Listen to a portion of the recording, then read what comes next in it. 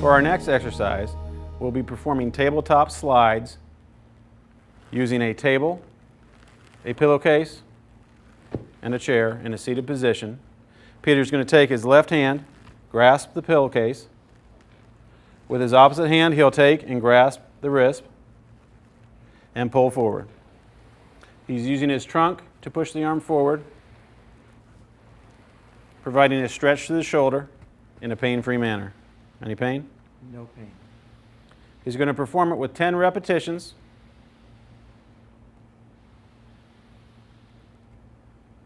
And then repeat with the opposite arm.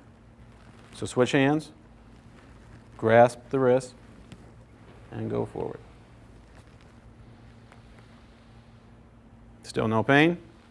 No pain. And he'll complete the 10 repetitions, performing it 3 times per day.